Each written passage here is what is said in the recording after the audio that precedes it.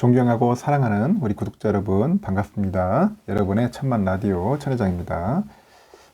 제가 좀 저녁 시간대 된 것 같아요. 그래가지고 여러분들에게 또 이야기를 들려드릴 건데 그렇게 썩 좋은 이야기는 아닙니다. 좋은 뉴스는 아니고 지금 상황이 상당히 좋지는 않아요. 현재 한국의 경제가 그렇게 썩 유쾌하지가 않다. 그러다 보니까 주식시장도 상당히 지금 거의 살얼음판이죠. 이게 봄이고 벌써 여름이 오는데 상당히 좀 아직까지 추운 겨울을 지금 보내고 있는 것 같아요. 좀 반대로 보내는 것 같습니다. 아주 싸늘합니다. 지금 보니까. 앞으로 이런 상황이 좀 지속될 것 같아요. 특히 크게 보면은 지금 현재 뭐 우크라이나 전쟁도 있고 또 중국 상하이 등 그 도시의 전면적으로 그 봉쇄력이 떨어져가지고 그 중국의 성장률이 급락을 해버리면은 결국은 그 여파가 우리한테도 온다는 거야.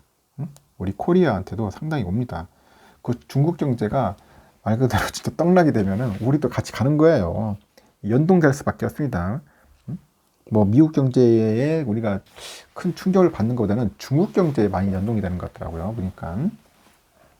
하여튼 지금 우크라이나 전쟁 때문에 지금 난리지 않습니까? 특히 유가, 이 완전 고유가야. 여러분들 차 다 가지고 계시죠? 지금 다 여러분들 보니까 뭐 벤츠 한 대씩 다 갖고 있을 거예요. 보면은. 하여튼 지금 뭐 고유가, 기름값 때문에 장난이 아닙니다. 거의 2,000원이야, 지금. 휘발유가. 리터당. 여기 또 상하이가 또 전면 봉쇄됐고, 상하이 인구가 한 3천만 넘을 겁니다. 서울 같은 도시 한 여러 개가 이제 말 그대로 전면 봉쇄라고 한다면은, 제가 전에도 언급했지만 여러분들 막 쿠데타 할 거야, 지금 보면은. 봉기 할까요, 봉기. 그 정도입니다. 지금 뭐 찍소리 못하고 있는데도 지금 그 인민들은 지금 막 불만이 장난이 아니에요. 응? 그러다 보니까 그게 장기화되고 있어요, 지금 또. 그러면 중국의 성장률은 급락할 수밖에 없죠. 그럼 한국 경제는 결국 이중고에 시달리는 거야. 응? 전쟁 때문에 시달리지, 중국 경제 또 개판되는 것도 시달리지. 응? 그 우크라이나 전쟁 이후에 유가는 물론이고요. 식량 가격이 또 급등하게 됐다. 원자재가, 막 농산물, 곡류, 좀 난립니다, 지금 보니까. 근데 나중에 뭐 밀가루 값도 오른다고 생각할 거야, 이제 뭐. 한국의 휘발유 가격은 물론이고, 이제 각종의 생필품 가격이 이제 급등을 합니다, 급등. 응? 여기에 또 상하이 전면 봉쇄로 인해서 장기화되면 중국의 성장률도 급격하게 둔화되고 있어요. 그럼 대중 의존도가 큰 우리 한국 경제에 큰 충격을 올 전망이다. 그렇게 보는 겁니다.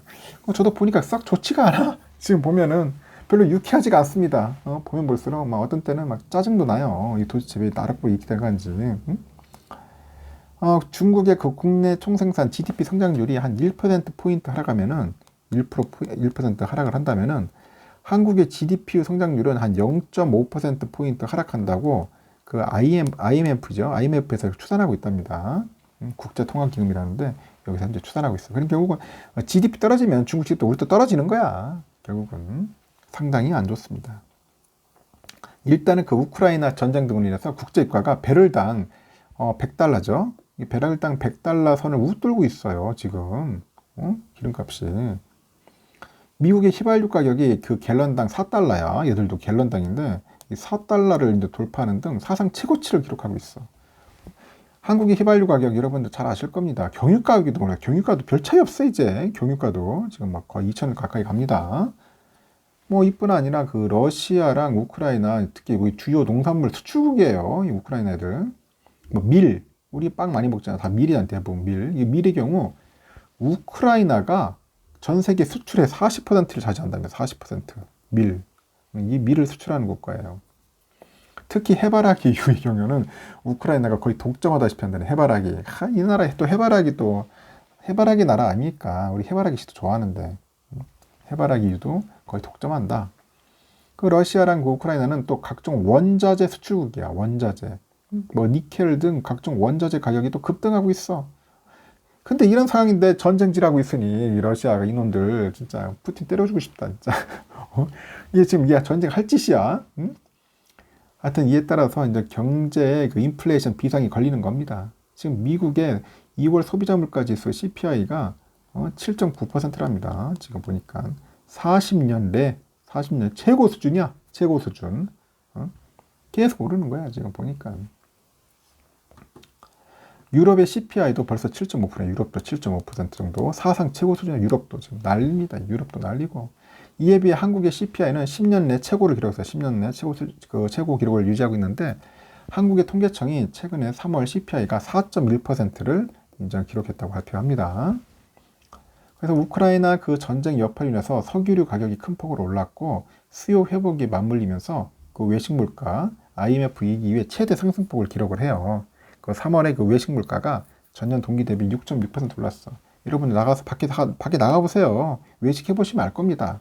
많이 올랐어요. 좀 있으면 이제 뭐 삼겹살 값도 오를 거야. 응?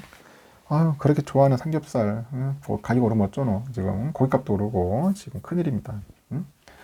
하여튼 1998년 4월 이후에 23년 11개월 만에 이제 최대 상승폭이라 합니다. 다 오르는 거야. 미국, 유럽보다는 낮지만 한국의 인플레이션율도 심상치 않다. 지금 한국도 장난이 아니야, 지금. 응? 이뿐 아니라 그 서구 자본이 지금 이머징 마켓 하죠. 이머징 마켓 그 신흥시장 그 자산을 대거 처분하고 있어. 가장 만만한 건 뭐 신흥시장에 그 국가에 가가지고 주식 다 팔아버리는 거야. 불안하니까.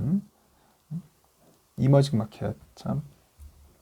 그 미국이 이제 공격적인 금리 인상에 돌입을 해요. 그래서 이제 국제 자본은 금리가 높은 곳으로 가는 거야. 미국 금리 올라가면은 결국은 미국으로 가는 겁니다. 돈이 빨려드는 거야. 그냥 블랙홀 현상 들어가. 돈이 쭉 미국으로 갑니다.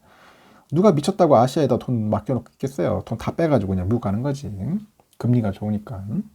하여튼 이런 가운데 우크라이나 전쟁 때문에 그 지정학적인 위기가 이제 고조되고 있잖아요. 지금 그런 위기가 고조되고 있고, 그 지정학적인 위기가 고조가 되면은 서구 자본은 이제 리스크가 큰 그 이머징 마켓 자산부터 정리를 하는 겁니다. 정리를 해가지고 한국은 아직은 이머징 마켓에 속해요. 아직까지 한국은 이머징 마켓이야. 따라서 서구의 큰 손들이 연일 한국 자산을 파는 거야. 그냥 셀 코리아야, 셀 코리아. 막 파는 겁니다. 불안하니까. 불확실하고. 하여튼 코스피는 지난 6개월 동안 약 9% 정도 하락을 했어요. 계속 빠지는 거야. 이에 비해 같은 기간 미국의 S&P 500 지수는 오히려 2% 상승을 했어요. 역시 미국은 오릅니다. 한국은 빠졌고. 일단 그래요. 지금 상당히 안 좋다. 현재 상하이도 전면 봉쇄 장기화로 인해 가지고 이제 테슬라 등 중국에 진출한 글로벌 기업들이 잇따라 조업을 금지하고 있어. 조업이 안 돼. 중단이야, 중단. 차 못 만듭니다. 셧다운인데 뭐. 미국은 물론이고 전 세계 제조업이 현재 충격을 받고 있는 거예요. 이 사진이 뭐냐? 이게 중국 상하이 도시예요. 도시인데 차가 없어. 거의 없어요. 차가 안 다녀. 평상시 이 도로 차가 빽빽합니다. 빽빽해요. 상해 가보신 분들은 아실 겁니다. 이뿐이 아니라 세계 최대 항구인 상하이항이죠. 그 물동량 처리가 전면 봉쇄 이후에 33%나 감소합니다. 이에 따라서 글로벌 물류 대란이 또 불가피할 것 같아요.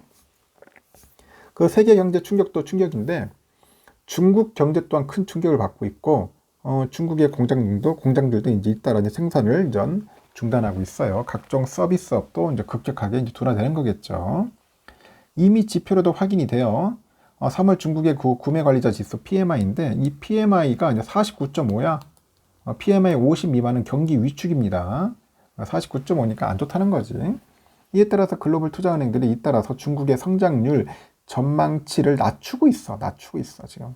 이 중 가장 크게 GDP 전망치를 낮춘 글로벌 은행이 프랑스 무역은행이라고 하는데, 프랑스 무역은행이 지난주 보고서를 냈어요. 중국의 1분기 GDP 성장률이 1.8%포인트 감소할 것이다. 그렇게 전망을 해요. IMF는 대중 의존도가 큰 한국의 경우 중국 GDP가 아까 1%포인트 줄면은 한국의 GDP는 0.5%포인트 준다고 했죠. 그 프랑스 무역은행은 중국이 1분기 GDP가 1.8%포인트 감소할 것이라고 전망을 해요. 그러면 한국은 한 0.9% 정도 감소한다. 그렇게 보시면 되겠죠.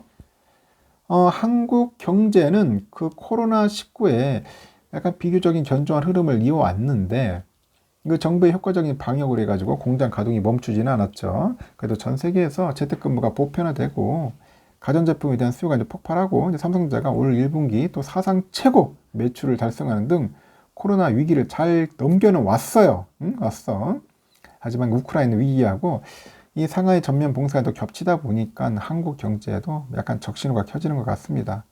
그 새로운 정부도 이제 만만치 않은 숙제를 아는 셈이고, 이런 거 보면은 참 삼성전자 대단한 것 같아요. 이 어려운 상황에서도 실적은 올라 좋아. 아직까지 실적은 좋습니다.